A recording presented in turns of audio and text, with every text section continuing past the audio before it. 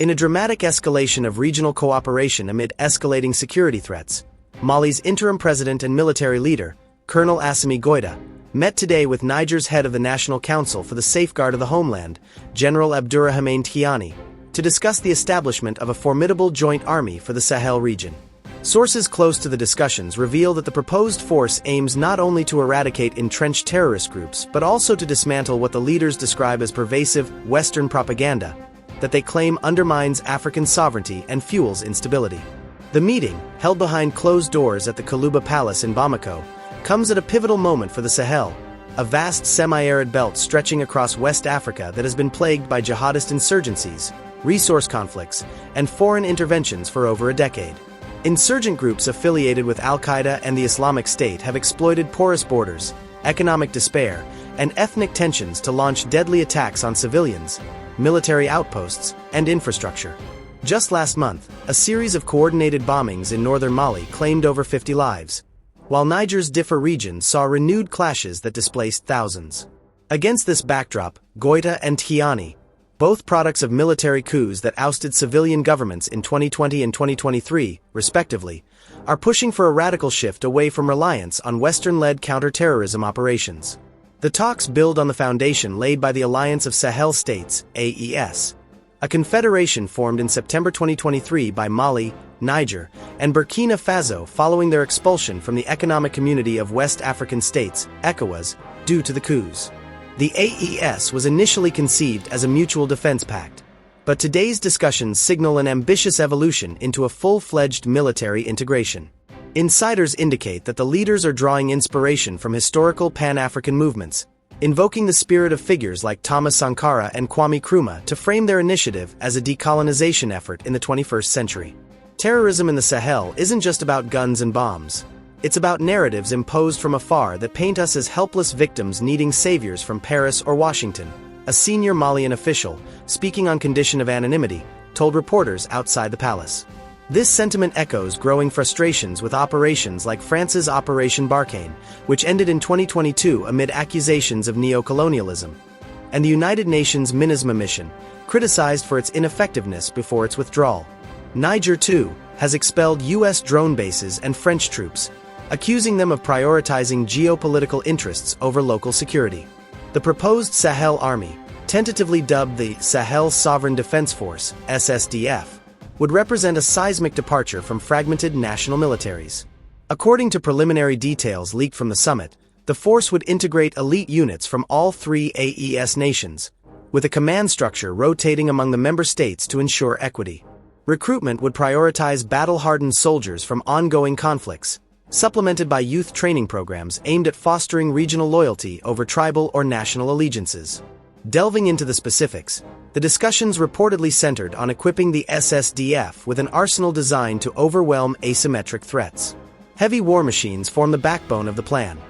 Armored personnel carriers, main battle tanks sourced from non-Western suppliers like Russia and China, and mobile artillery systems capable of rapid deployment across the desert terrain. Drones, both surveillance and armed variants, were highlighted as key to monitoring vast, ungoverned spaces, with Tchiani allegedly pushing for acquisitions from Turkish manufacturers who have supplied similar tech to other African nations. Technology integration goes beyond hardware. The leaders explored AI-driven intelligence systems for predictive analytics on insurgent movements, satellite imagery partnerships, potentially with emerging African space programs, and cyber defense units to counter online radicalization and disinformation campaigns. Western propaganda thrives on digital platforms, twisting our realities to justify interventions, Goïta was overheard saying during a brief recess, according to aides. To combat this, the SSDF would include specialized information warfare teams trained in narrative control, social media monitoring, and public diplomacy, aiming to reclaim the story of the Sahel from foreign media outlets accused of bias. Combat skills training emerged as another focal point, with proposals for joint academies drawing on expertise from Wagner Group veterans, now rebranded under Russian state auspices, and Algerian special forces.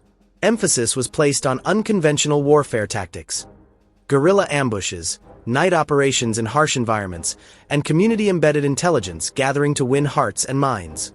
One innovative aspect discussed was the incorporation of local knowledge, such as Tuareg nomads' navigation skills, blended with modern special ops doctrines. Budget estimates floated during the talks suggest an initial investment of over $500 million, funded through resource revenues from uranium in Niger and gold in Mali, alongside potential loans from BRICS nations. Experts warn that this initiative could reshape the Sahel's security landscape, potentially sidelining traditional partners like the European Union and the United States. By framing the fight against terrorism as intertwined with anti-Western sentiment, Goïta and Tchiani are tapping into a potent mix of nationalism and pragmatism, said Dr. Amina Diallo, a West African security analyst at the Institute for Strategic Studies in Dakar. But success hinges on coordination. Past joint operations have faltered due to mistrust and logistics. The meeting has already sparked reactions internationally. French Foreign Ministry officials expressed concern over the exclusionary rhetoric, while Russian diplomats hailed it as a step toward multipolarity. In the region, Burkina Faso's leader, Captain Ibrahim Traoré, is expected to join virtual follow-ups, broadening the alliance. Civil society groups, however, voice fears of militarization exacerbating human rights abuses, citing past allegations against Malian and Nigerian forces. As the sun sets over Bamako, the talks stretch into the evening, with no official communiqué yet released. Whispers from the palace suggest breakthroughs on funding and timelines, but challenges like border disputes and insurgent infiltration loom large. What emerges from these deliberations could either forge a new era of African-led security or ignite fresh tensions in an already volatile region. Stay tuned as developments unfold. As the high-level talks between Mali's Colonel Assimi Goïta and Niger's General Abdurrahmane Tchiani extended into the late afternoon, the Malian leader seized the moment to convene an impromptu assembly of top army generals from across the Alliance of Sahel States, AES.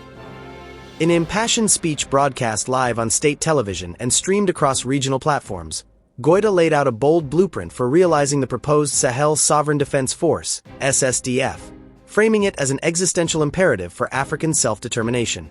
The address, delivered from the Grand Hall of the Kaluba Palace with Tchiani and Burkina Faso's Captain Ibrahim Traoré joining via secure video link, escalated the rhetoric by declaring the entire Sahel a no zone for terrorism and what he termed insidious Western propaganda.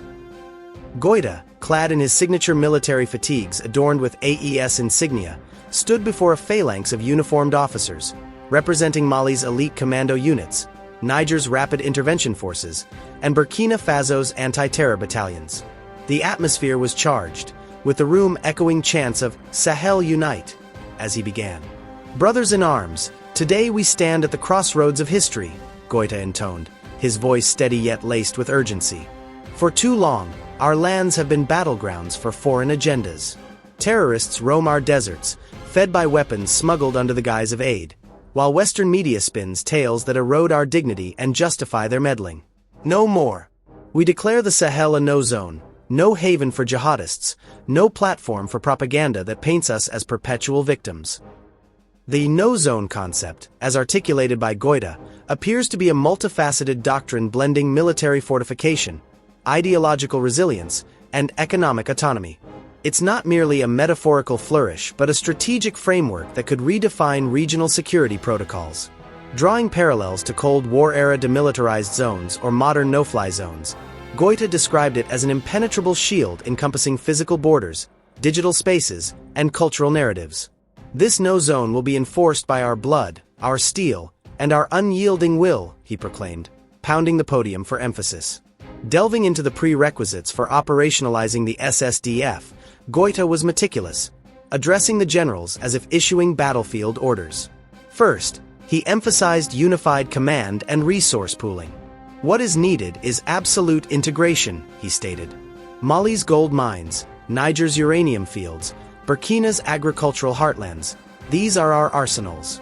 We must pool 20% of national defense budgets immediately into a central AES fund, projected at $750 million for the first year, to procure heavy machinery without strings attached."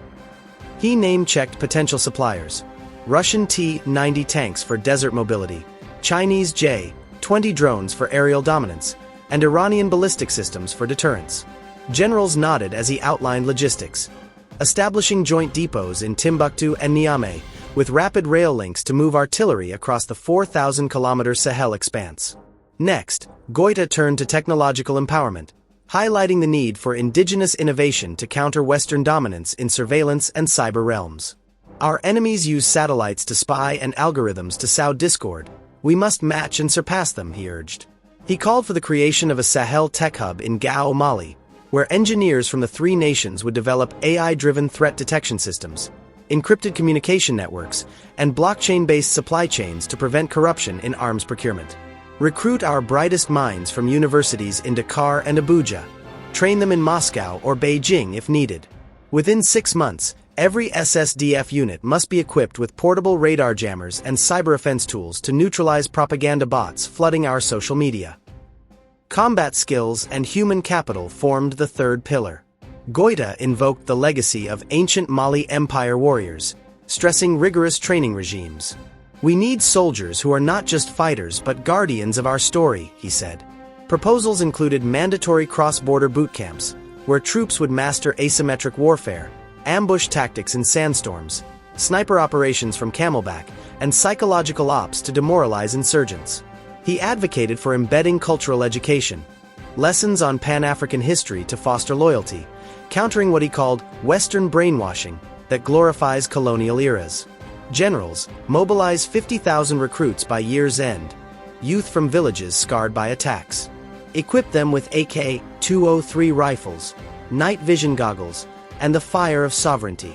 A significant portion of the speech zeroed in on the Western propaganda angle, portraying it as a weapon as lethal as any IED.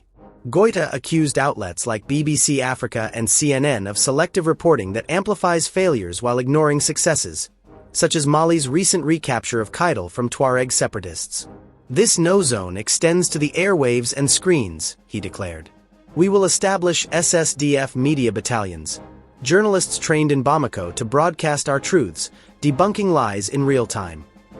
He proposed jamming foreign satellite signals in sensitive areas and launching AES-funded apps for citizen reporting, turning smartphones into tools of resistance. What is needed? Vigilance. Monitor NGOs that masquerade as helpers but feed intel to Paris. Expel diplomats who whisper divisions. The address wasn't without controversy. Goïta touched on internal challenges, acknowledging ethnic tensions that terrorists exploit. Unity demands sacrifice. Tuareg, Fulani, Songhai, all must see the SSDF as their shield, not oppressor. He hinted at amnesty programs for low-level militants who defect, blending force with reconciliation. Yet, human rights watchdogs monitoring the broadcast raised alarms, pointing to past allegations of extrajudicial killings by Malian forces. This no-zone risks becoming a pretext for authoritarianism, tweeted an Amnesty International representative mid-speech. Generals in attendance responded with thunderous applause, with one Nigerian commander reportedly pledging, "Our borders are one now."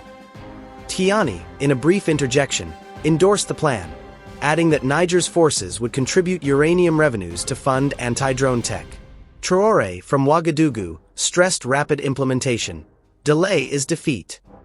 International observers are divided.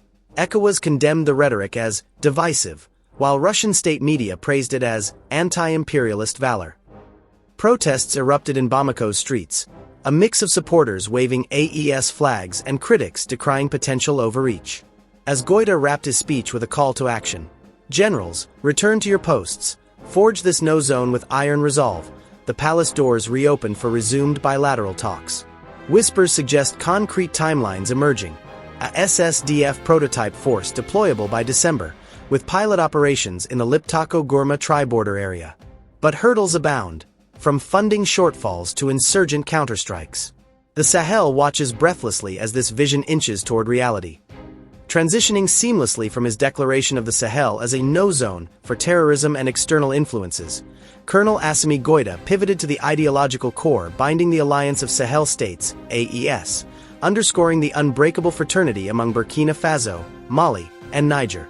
In a segment of his address that resonated deeply with the assembled generals, many of whom have served across these borders, Goïta elaborated on how this shared vision propels their collaborative efforts toward true liberation. Burkina Faso, Mali, and Niger, we share the same ideology and goals, he asserted, his voice rising above the murmurs of agreement. That's why we work hand in hand to ensure we are free and have absolute control of our resources. No longer will foreign powers dictate the fate of our gold, our uranium, our lands. With a well-equipped army guarding our borders, there will be no fear of external attacks. Terrorism will be reduced to its barest minimum. And mark my words, this security will open our doors wide to investment. For when a country is safe, it draws in investors who, in return, will bolster our economies like never before. This portion of the speech, rich in Pan-African fervor, drew directly from the foundational principles of the AES, established in September 2023 as a mutual defense and economic pact following the military takeovers in each nation. Goïta painted a vivid picture of ideological alignment rooted in anti-neo-colonialism, self-reliance, and revolutionary Pan-Africanism, inspired by leaders like Burkina Faso's Thomas Sankara, whose emphasis on economic independence echoes in the AES Charter. Our coups were not mere power grabs, they were awakenings, Goïta continued, referencing the 2020 ousting in Mali, 2021 in Burkina Faso, and 2023 in Niger, all driven by frustrations over corruption, insecurity, and perceived Western puppetry. He highlighted how this common thread, rejecting ECOWAS sanctions and expelling French and UN forces, has forged a confederation not just of states, but of destinies, with joint summits in Niamey and Ouagadougou solidifying commitments to pooled sovereignty. Delving into the shared goals, Goïta dissected the AES's multifaceted agenda, starting with absolute resource control as the linchpin of freedom. Mali's vast gold reserves, accounting for over 70% of its export revenue and mined in regions like Kayes and Sikasso, have long been entangled in contracts with multinational firms accused of exploitation.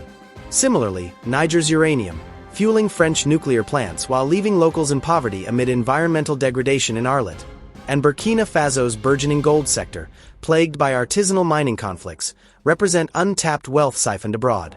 Hand in hand, we renegotiate these deals, Goïta urged, proposing AES-wide resource audits and a unified mining code to prioritize local processing industries.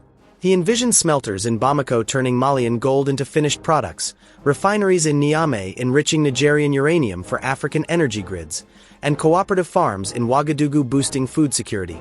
All funded by repatriated profits, potentially injecting billions into regional coffers. This control, he argued, dismantles the economic chains of neo-colonialism, where Western aid comes laced with conditionalities that perpetuate dependency. Transitioning to security, Goïta elaborated on the border army's role in alleviating fears of external aggression.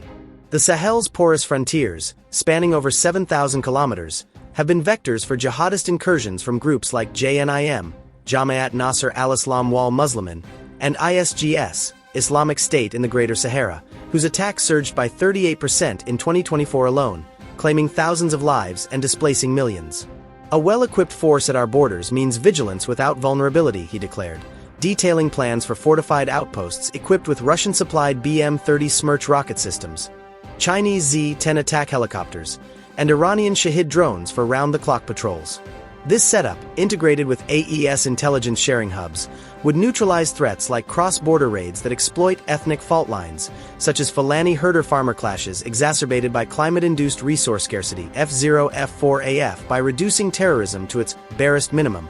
Through proactive strikes, community militias like the Dan Naim Basagu in Mali, and de-radicalization programs, Goïta projected a drop in incidents by 50% within 2 years, citing successful models from Algeria's anti-terror campaigns. Yet, Goïta's vision extended beyond defense to prosperity, arguing that ironclad security is the gateway to economic renaissance. When a country is safe, it brings in investors, he emphasized, invoking the vicious cycle where instability deters foreign direct investment, FDI, which plummeted 45% in the Sahel from 2020 to 2024 due to escalating violence. With terrorism curtailed, he foresaw AES nations attracting billions in sectors like renewable energy, leveraging Niger's solar potential, and agribusiness, transforming Burkina Faso's cotton fields into export powerhouses. Investors from BRICS countries, already eyeing partnerships post-Western withdrawals, could fund infrastructure like the Trans-Sahel Highway, creating jobs and stimulating GDP growth projected at 7 to 10% annually. Goïta delved into ripple effects, reduced military spending on reactive operations freeing budgets for education and health, safe borders fostering intra-AES trade, potentially tripling volumes through tariff-free zones, and a stable environment luring diaspora remittances and tech startups, positioning the Sahel as Africa's next growth frontier. 3F222E, our resources, under our control, will fuel factories, not foreign banks, he thundered, envisioning a virtuous cycle where investment begets infrastructure, which in turn amplifies security and attracts more capital. The general's reactions were palpable, nods from Burkinabe officers familiar with Sankara's legacy, affirmations from Nigerians guarding uranium sites. Yet Goïta pressed on, weaving in calls for legislative reforms to enshrine these goals in AES treaties. As the speech evolved into a Q&A with the virtual participants, Traoré interjected on Burkina's role in agricultural self-sufficiency, while Tchiani stressed Niger's contributions to energy independence. Outside, supporters gathered, chanting for unity, but skeptics in regional capitals worry about overreach amid ongoing insurgencies. With the sun dipping lower, the discussions show no signs of abating, as proposals for joint economic summits take shape. As dawn broke over the Kalouba Palace, Colonel Assimi Goïta of Mali, flanked by his counterparts General Abdourahmane Tchiani of Niger and Captain Ibrahim Traoré of Burkina Faso, took his seat at the head of a grand oak table laden with maps, intelligence dossiers, and strategic blueprints. The room, adorned with AES flags and portraits of Pan-African icons, hosted an elite cadre of top military officials. Mali's battle-scarred generals from the northern fronts, Niger's border patrol commanders hardened by uranium field skirmishes, and Burkina Faso's anti-jihadist tacticians fresh from Ouagadougou's operation centers. Virtual links connected absent deputies, ensuring the full might of the Alliance of Sahel States, AES, was represented in this climactic session. Goïta, now in a more reflective posture after yesterday's fiery oratory, leaned forward to address the assembly directly, his tone blending resolve with introspection. "Comrades, we gather not as separate nations but as one unbreakable front," he began, his eyes scanning the faces of men and women who had orchestrated coups and commanded counterinsurgencies. This intimate setting marked a shift from the public broadcast, allowing for candid discourse on the Sahel's intertwined fates. Goïta delved unflinchingly into the myriad issues besieging the region, painting a stark portrait of a Sahel under siege from both visible and invisible enemies. "Our lands bleed from wounds inflicted by jihadists who hide in shadows, exploiting our deserts and divisions," he stated, referencing the relentless assaults by groups like JNIM and ISGS that have claimed thousands of lives since 2020. Statistics underscore the gravity.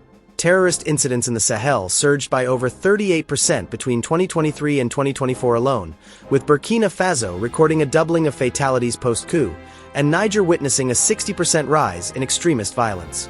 He highlighted how these attacks, coordinated bombings, ambushes on convoys, and village massacres, have displaced millions, straining resources and fueling ethnic tensions between Fulani herders and sedentary farmers. Beyond terrorism, Goïta addressed economic exploitation as a root cause of instability. "Foreign powers plunder our gold in Mali, uranium in Niger, and cotton in Burkina, leaving crumbs for our people while imposing debts and dictates," he lamented, echoing critiques of neo-colonial contracts that siphon billions annually. Climatic challenges exacerbate this. Droughts and desertification have intensified resource conflicts, pushing youth into insurgent ranks amid poverty rates hovering at 40 to 50% across the AES. Internal governance woes, including corruption scandals inherited from ousted regimes, were not spared. Goïta acknowledged how pre-coup elites had mismanaged aid, allowing terrorist financing to flourish. Diplomatic isolation post-ECOWAS expulsion loomed large, with closed borders disrupting trade and stranding migrants, while Western sanctions threatened to deepen economic vulnerabilities. "These are not mere hurdles, they are chains we must shatter," he urged, warning of spillover risks to coastal states like Benin and Togo, where terrorist incursions have increased tenfold near borders. Human rights concerns surfaced subtly, with Goïta conceding allegations of military excesses, extrajudicial actions and civilian casualties that have drawn international scrutiny. Yet, he framed these as collateral in a war for survival, calling for disciplined reforms to rebuild trust. Transitioning to security, Goïta elaborated on the border army's role in alleviating fears of external aggression. The Sahel's porous frontiers, spanning over 7,000 kilometers, have been vectors for jihadist incursions from groups like JNIM, Jamaat Nasr al-Islam wal Muslimin, and ISGS, Islamic State in the Greater Sahara, whose attacks surged by 38% in 2024 alone, claiming thousands of lives and displacing millions. A well-equipped force at our borders means vigilance without vulnerability, he declared, detailing plans for fortified outposts equipped with Russian-supplied BM-30 Smerch rocket systems, Chinese Z-10 attack helicopters, and Iranian Shahid drones for round-the-clock patrols. This setup, integrated with AES intelligence sharing hubs, would neutralize threats like cross-border raids that exploit ethnic fault lines, such as Fulani herder-farmer clashes exacerbated by climate-induced resource scarcity F0 F4AF by reducing terrorism to its barest minimum. Through proactive strikes, community militias like the Dan Naim Basagu in Mali, and de-radicalization programs, Goïta projected a drop in incidents by 50% within 2 years, citing successful models from Algeria's anti-terror campaigns. Yet, Goïta's vision extended beyond defense to prosperity, arguing that ironclad security is the gateway to economic renaissance. When a country is safe, it brings in investors, he emphasized, invoking the vicious cycle where instability deters foreign direct investment, FDI, which plummeted 45% in the Sahel from 2020 to 2024 due to escalating violence.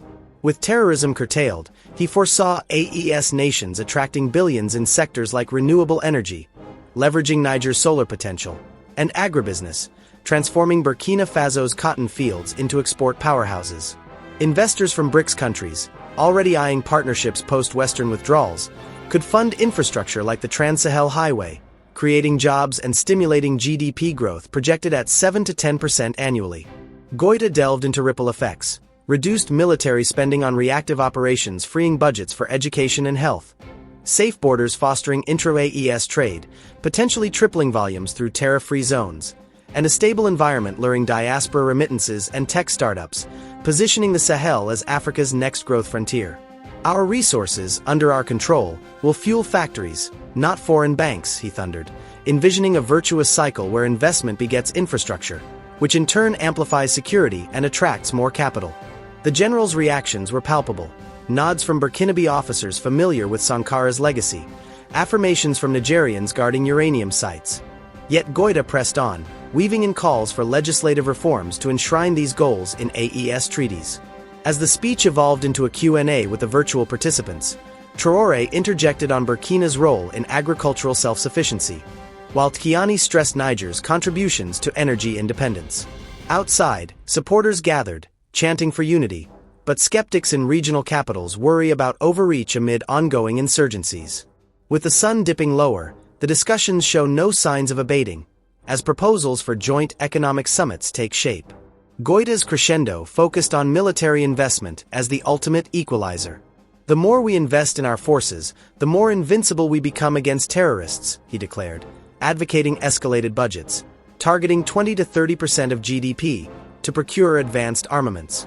He outlined how resource revenues could fund T-90 tanks, attack helicopters, and drone fleets, transforming ragtag units into a juggernaut. A well-equipped Sahel army, armored with heavy machinery and honed skills, can conquer anything: jihadists, invaders, even the narratives that bind us, he thundered, envisioning SSDF divisions sweeping across the Liptako-Gourma tri-border zone to eradicate strongholds. Delving deeper, he explained the multiplier effect. Investments in training academies would yield elite forces adept at hybrid warfare, integrating local scouts with AI analytics to preempt attacks. Economic spin-offs include job creation in defense industries, reducing unemployment that feeds extremism.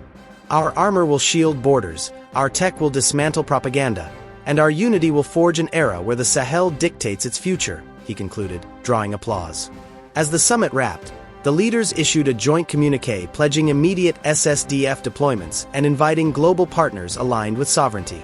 While critics warn of escalating militarization amid persistent violence, the Sahel hosting 5 of the world's top 10 terrorism-impacted nations, the AES marches forward, betting on strength to secure peace.